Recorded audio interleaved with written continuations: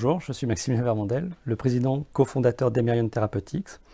Emerion rassemble aujourd'hui 5 personnes dédiées à la recherche et au développement de thérapies dans la lutte contre le cancer, avec une première application qui intéresse le glioblastome.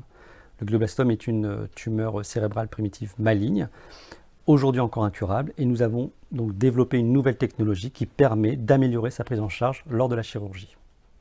Le glioblastome a la particularité d'être particulièrement infiltrant, avec des cellules tumorales résiduelles qui vont être le siège de la récidive, malgré une intervention complète en neurochirurgie. L'idée de notre solution est d'éliminer ces cellules résiduelles et d'ainsi retarder au maximum la récidive.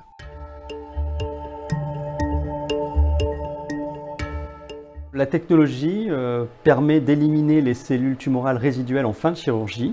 Et cette technologie que nous développons s'appuie sur 2 éléments. Le premier est un médicament qui est administré quelques heures avant le bloc opératoire au patient. Ce médicament a la faculté de se fixer uniquement sur les cellules tumorales. Et le deuxième élément est un laser associé à un dispositif qui vient s'insérer en fin de chirurgie pour activer ce médicament et ne détruire que les cellules tumorales. Donc le principe est le suivant: à la fin de la chirurgie, lorsque la cavité d'exérèse est accessible, le dispositif va être amené dans la cavité opératoire pour y déposer la lumière et ainsi activer le photosensibilisateur.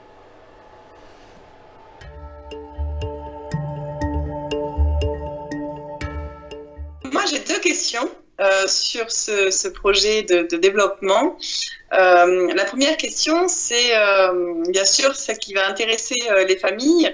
C'est qui pourra bénéficier de ce dispositif parmi les patients atteints de glioblastome? Aujourd'hui, la solution que nous développons s'adresse aux patients qui bénéficient d'une intervention chirurgicale, parce que la technologie est délivrée pendant la chirurgie du glioblastome. Donc en première intention, les patients éligibles sont ceux qui vont bénéficier d'une chirurgie, c'est-à-dire environ 2/3 à 75% des patients. Est-ce que c'est possible d'utiliser ce dispositif aussi pour les récidives? L'approche est délivrée lors de la première chirurgie, mais peut également être envisagée lors des chirurgies de récidive. Donc on peut à la fois envisager la première intention et les chirurgies de suite lors de la prise en charge des récidives.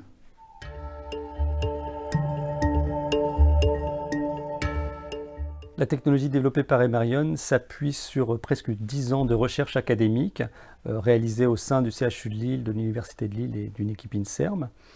Elle a permis de mettre en évidence la faisabilité en préclinique et puis très rapidement de monter une étude clinique, une première mondiale, qui a permis d'évaluer la thérapie sur 10 patients. Aujourd'hui, le but d'Emerion Therapeutics est de transférer le plus vite possible cette nouvelle thérapie et d'en faire bénéficier un maximum de patients.